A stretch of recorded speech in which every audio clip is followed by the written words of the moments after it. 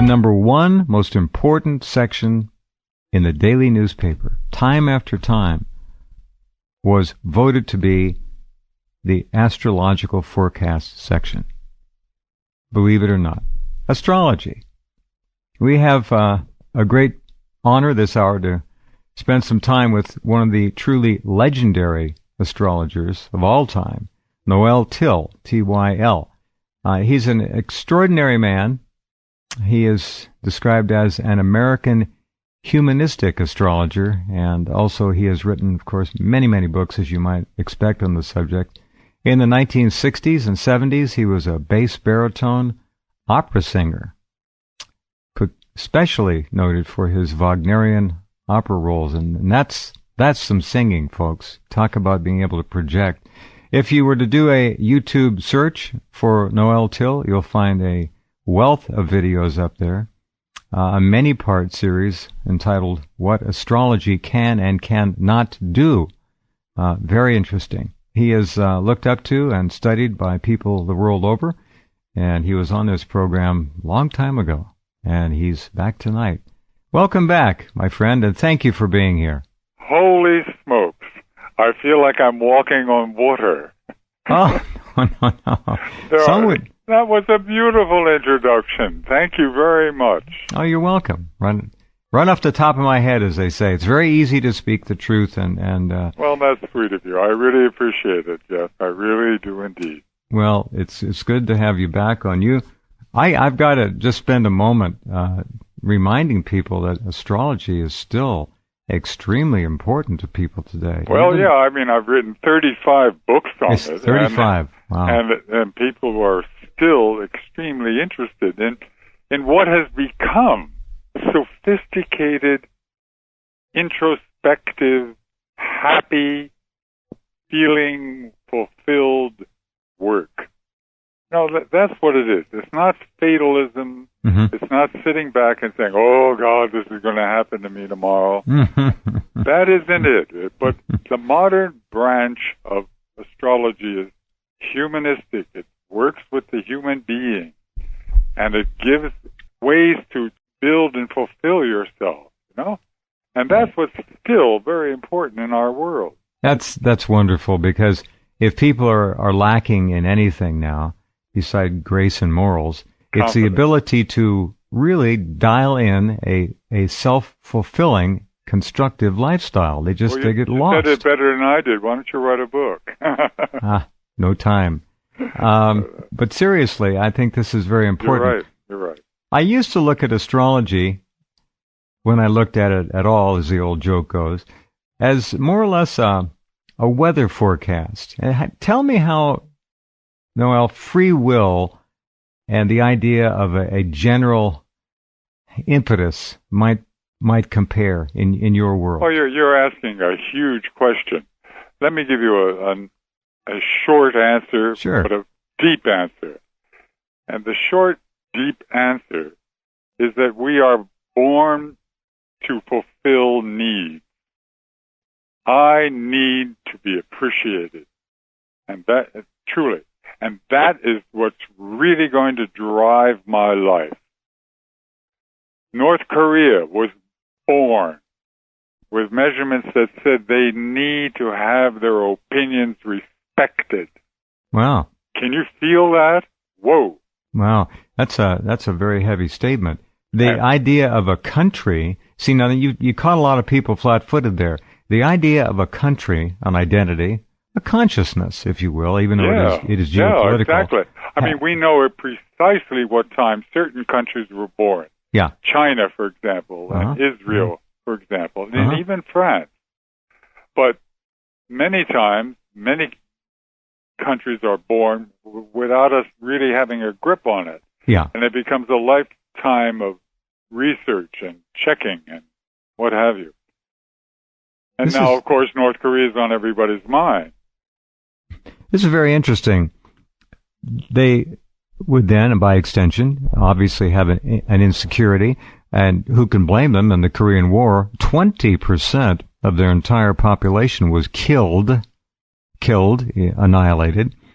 They have been obviously considered by much of the world to be a crackpot, tin horn lunatic bin for many decades since then.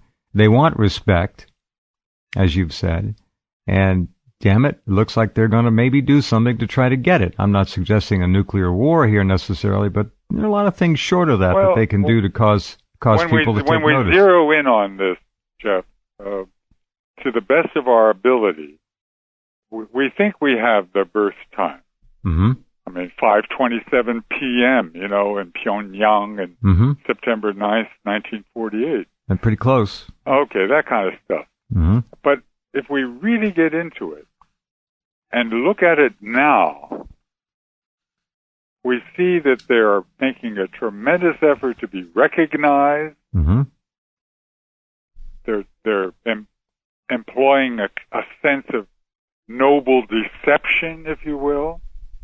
And I'm not just, whistling Dixie here. No. There are ways for people to feel that it's a very noble thing to tout your own horn and be deceptive. Well, on the world stage, that's something that is rather commonly practiced. However, coming from a comparative nuclear-powered chihuahua, it is unusual.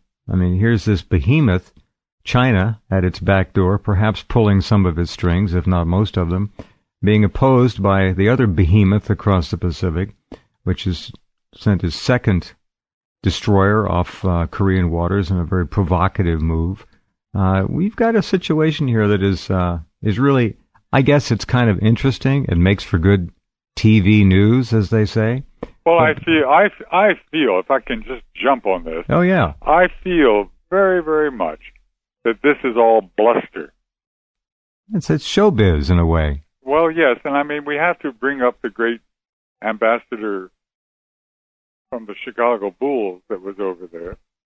And remember what he said. He said that this little leader, 28, 29 years old, said, all I want is a telephone call from Obama. Now, is that recognition or is that recognition? Sure, it's respect. And that's the need of this person's horoscope, this country's horoscope. Very terribly important. Yeah, well, that's fascinating. On a larger scale, and I've always been fascinated by this. We are, whatever we are, electrical beings first. All right, electricity, gravity, physics, the solar system, the planets, movement, energy, subtle energy, all kinds of things at play here that really constitute much of what astrology apparently is. I'm not the expert, you are. But tell me, if you will, what have we learned since you've first gotten into this business about the solar system and energetics, just to put everything in one little basket there, that do impact the body at the time of birth and continue to impact it or influence it or nudge it all the way through? Well, there's nothing more important than the support we get from our parents. I can pick up a horoscope, and within 3 seconds, I can describe that with maybe 50 words, and people fall apart when I do. Mm-hmm. And they say, how do you know that? Mm-hmm. Mm-hmm. And it is not that difficult. What is challenging is how you talk about it. Yeah, it's not, this means that, and this is the way we are going to look at you for the rest of your life. Mm-hmm. It isn't. This is a situation that you have to face up to. The snapshot. Yes, exactly. When you say to someone, there is a suggestion here in your horoscope that you have a legacy of inferiority feelings taken on in the early home life because your father was taken out of the picture. And when I have psychiatrists and psychologists come to make personal appointments with me, I say, isn't that amazing, doctor, that we can do that in 6 minutes? I'm interested to hear what you might say about the idea of a psychologist or a psychiatrist practicing more effectively with an adequate, proper knowledge of astrology No doubt about it. No doubt about it. Okay, you're right on it. I mean, I have a degree in psychology from Harvard, and they love that fact. All right. I mean, there's nothing weird about what I'm doing. But the point is, I've been able to put two disciplines together through this symbology. Uh-huh.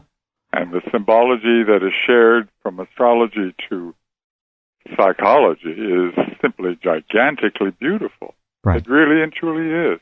You must have had some amazing sessions with psychiatrists over the years. Oh, I could tell you stories. I've done 23 or 24,000 cases in my career, and it's fantastic to realize how I have been enriched by other people's lives. What a nice thing. Yeah. Your cup runneth over. We're talking about how people fulfill themselves in the light of heaven. You know? You with me, or is that right there? No, I'm right with you. That's what it is. I mean, people can walk into a room. You can feel that they know what they're about. And if you know what you're about, this means you are in tune with the cosmic plan. Simple as that. But it's so elusive. It's so hard to capture that. And the job of a good astrologer is to discuss these dimensions with you and to find out how to focus them so that you can walk into a room and emanate this self-awareness that is so powerful. Are we born with this and we lose it, and the idea is to try to find our way back home to it, and that's what astrology can help people do? Perfectly. Virtually every major corporation in this country, and I'm going to project and suggest most countries, has on staff or on call or as an advisor an astrologer. Correct? Well, I would take issue with the word every, but I can say to you, yes, in that direction, the circumspect corporations of the modern era certainly do reach out and embrace whatever help a skilled astrologer can offer. And you've been sought out many times, I'm sure. Many times. And even one of our government agencies, which I cannot name, hired me for a great deal of work over a long period of time. Oh, interesting. And I just smiled in my heart, and I said, isn't that fascinating that they respect what can be discovered when they're trying to discover other things. This is an alphabet agency, unnamed? Yeah. Well, see, folks, they don't leave anything to chance. If it has merit, if it has worth, they're all over it. These people don't miss a trick. I don't particularly want to comment on all of that. But, no, that's fine.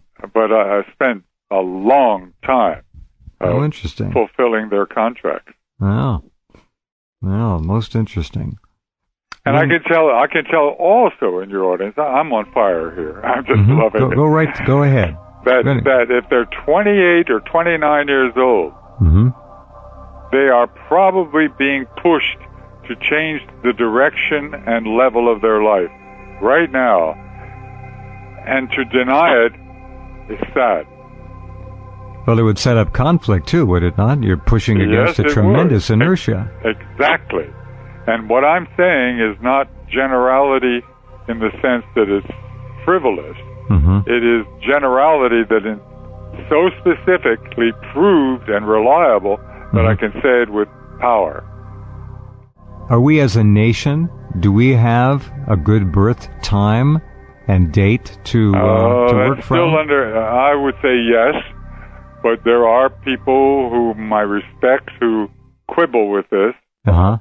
But we can do well with what we have for the United States.